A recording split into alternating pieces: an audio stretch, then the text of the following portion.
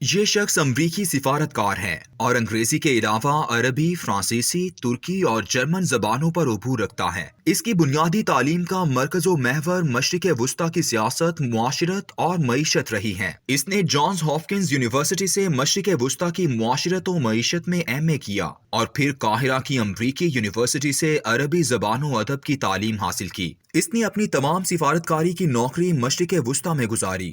جب عراق میں امریکی افواج داخل ہوئیں تو یہ ازمیر، قاہرہ، الجزائر، کیمرون اور بحرین میں سفارت کا تجربہ رکھتا تھا۔ اسی لیے جب 16 مئی 2003 کو امریکہ نے عراق میں ایک عارضی اتحادی حکومت بنائی تو اسے سینئر ایڈوائزر بنا دیا گیا۔ عرب بہار کا آغاز ہوا تو باراک اوباما نے اسے دسمبر 2010 میں شام میں سفیر لگا دیا۔ اوباما کو اسے سفیر لگانے کی اتنی جلدی تھی کہ اس نے سینٹ سے بھی منظوری نہ لی، بلکہ اسے خصوصی اختیارات کے تحت ان دنوں میں شام بھیجا جب سینٹ کی چھٹیاں تھیں، لیکن اسے 1.5 سال بعد ہی شام سے واپس بلا لیا گیا۔ اس کی وجہ یہ تھی کہ بشار الاسد کی اقلیتی علوی حکومت نے اس پر الزام عائد کیا کہ یہ اس حکومت کے خلاف اٹھنے والی 80% سنی اکثریت کی تحریک کی حمایت کرتا ہے۔ اس پر حکومت نے اپنے حمایتی مسلح افراد کے ذریعے حملہ بھی کروایا اور شام کے سرکاری ٹیلی ویژن پر روزانہ اس کے خلاف پروپیگنڈا کیا جاتا رہا۔ شام کی حکومت کے صبح و شام پروپیگنڈے کی وجہ سے حکومت مخالف ہونے والے ہنگاموں اور جلوسوں میں اس کے حق میں اس قدر نرم گوشہ بیدار ہوا کہ جب وہ ایک دن ہما گیا تو بشار الاسد کے خلاف نکلنے والے جلوس میں عوام نے اسے گھیر کر اس کے حق میں نعرے لگائے۔ ایک دن وہ مشہور کمیونسٹ رہنما حسان عبدالعظیم سے ملنے چلا گیا جو مدتوں سے شام میں ایک جمہوری حکومت کے قیام کے لیے جدوجہد کر رہا تھا، تو وہاں موجود حکومتی گروہ کے افراد نے اس پر انڈے اور ٹماٹر پھینکے۔ امریکہ نے اسے واپس بلا کر اس کی نامزدگی مصر میں سفیر کی حیثیت سے کر دی، لیکن امریکی اسٹیبلشمنٹ یا ڈیپ سٹیٹ نے اسے عوام دوستی کی یہ سزا دی کہ اسے مصر نہ جانے دیا گیا اور 4 فروری 2014 کو اسے 56 سال کی عمر میں ہی جبری ریٹائر کر دیا گیا۔ ریٹائرمنٹ کے 4 سال بعد جب دسمبر 2018 میں ڈونلڈ ٹرمپ نے شام سے اپنی افواج واپس بلائیں تو اس نے ڈونلڈ ٹرمپ کے فیصلے کا خیر مقدم کیا اور اسے بہترین اقدام قرار دیا۔ رابرٹ فورڈ ان دنوں ییل یونیورسٹی کے شعبہ عالمی معاملات میں مشرق وسطیٰ کے انسٹیٹیوٹ کا سینئر فیلو ہے اور اپنے غیر جانبدارانہ اور بے لاگ رویے کی وجہ سے شہرت رکھتا ہے۔ رابرٹ فورڈ اگرچہ کہ ڈیموکریٹک امریکی صدور کا منظور نظر رہا ہے، لیکن یہ اپنی غیر جانبدار سوچ اور 30 سالہ سفارتی زندگی میں امریکہ کی مشرق وسطیٰ اور دیگر علاقوں میں گندی فوجی مداخلت پر ہمیشہ نکتہ چین رہا۔ یہی وجہ ہے کہ اس نے ڈونلڈ ٹرمپ کے 2 اقدامات کو بہت سراہا۔ ایک یہ کہ اس نے عراق اور افغانستان سے امریکی افواج کو واپس بلایا اور ایسا کرتے ہوئے اس نے امریکی اسٹیبلشمنٹ کی ایک بھی نہ سنی، اور دوسرا اہم قدم یہ کہ امریکی حکومت دنیا بھر کے ممالک میں جمہوریت کی بحالی کے لیے ایک سرمایہ فراہم کرتی تھی جسے ڈیموکریسی پروموشن فنڈنگ کہتے تھے۔ ٹرمپ نے اس میں سے $1 ارب کی کمی کر دی۔ یہی وجہ ہے کہ پاکستان سمیت کئی ممالک کی کاسہ لیس NGOs پسے پردہ چلی گئی تھیں اور ٹرمپ کو گالیاں دیتی رہیں۔ ڈونلڈ ٹرمپ نے اپنے 4 سالہ دور حکومت میں بار بار یہ بات دہرائی کہ ہم ان نہ ختم ہونے والی جنگوں کو مزید جاری نہیں رکھیں گے۔ اس نے اپنے دور میں یہ پالیسی بھی بنائی کہ ان جنگ زدہ ممالک میں امریکہ جمہوریت، انسانی حقوق اور ماحولیات کے نام پر بھی مزید تعلق نہیں رکھے گا۔ اب یہ تمام ممالک اپنی زندگی آزادانہ گزاریں اور اپنے حالات کو اپنی مرضی سے خود ٹھیک کریں۔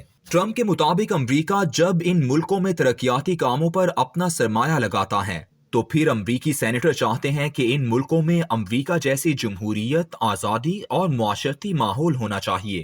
رابرٹ فورڈ نے جو بائیڈن کے اقتدار میں آنے کے بعد 25 جنوری 2021 کو شام میں امریکی حکمت عملی کی ناکامی پر ایک طویل مضمون لکھا ہے جس کا عنوان ہے US Strategy in Syria has failed۔ اس طویل مضمون میں اس نے شام کے معاملے میں امریکہ، روس، عراق اور ایران کے خفیہ اور واضح گٹھ جوڑ کا تفصیلی ذکر کیا ہے۔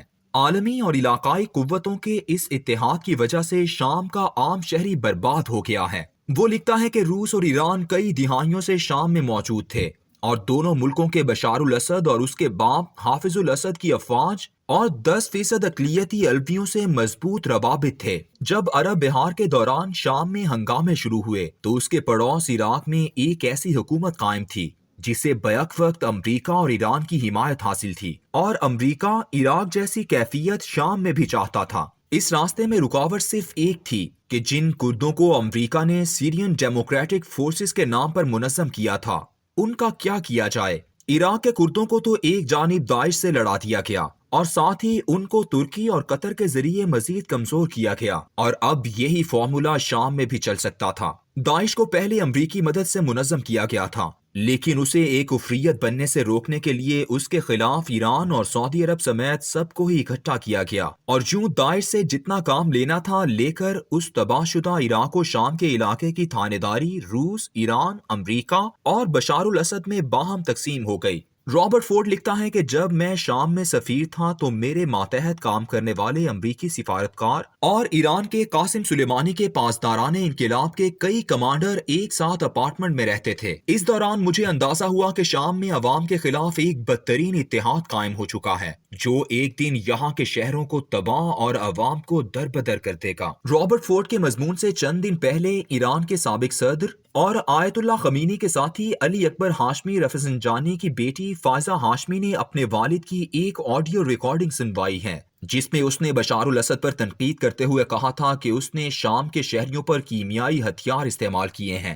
فائزہ ہاشمی نے بتایا کہ پاسداران انقلاب کے سربراہ قاسم سلیمانی میرے والد کے پاس آئے اور شام میں ایرانی مداخلت کے لیے مشورہ مانگا، اور میرے والد نے کہا ایرانی کسی طور پر بھی شام میں نہ جائیں ورنہ وہاں بہت خون خرابہ ہوگا۔ فائزہ ہاشمی نے کہا کہ انہوں نے میرے والد کی بات نہ مانی، اور میں سمجھتی ہوں کہ ایرانی حکومت شام کے 5 لاکھ شہریوں کی موت کی ذمہ دار ہے۔ شام کی اس 10 سالہ جنگ میں آپ کو بشار الاسد کے الویوں کا دنیا بھر میں کوئی مہاجر کیمپ نظر نہیں آئے گا۔ آج وہ سب چین سے ہیں کیونکہ تمام عالمی اور علاقائی طاقتیں ان کے ساتھ تھیں، لیکن 60 لاکھ شامی مہاجر ہو کر دربدر ہیں، 10 لاکھ یتیم ہو چکے ہیں اور 6 لاکھ جاں بحق۔ ترکی، اردن اور یورپ کے ممالک میں شامی مہاجرین میں سے آپ کو کوئی ایک بھی بشار الاسد کا حامی نہیں ملے گا۔ ڈونلڈ ٹرمپ نے گزشتہ 1 سال سے اس آگ کو ٹھنڈا کیا تھا اور شام میں امن نظر آ رہا تھا، لیکن جو بائیڈن کے اقتدار میں آنے کے اگلے ہی روز الولید کے بارڈر سے عراق میں موجود امریکی افواج کے 40 ٹرک اور بختربند گاڑیاں شام کے دیر الزور اور حساکہ کے علاقے میں داخل ہو گئی ہیں۔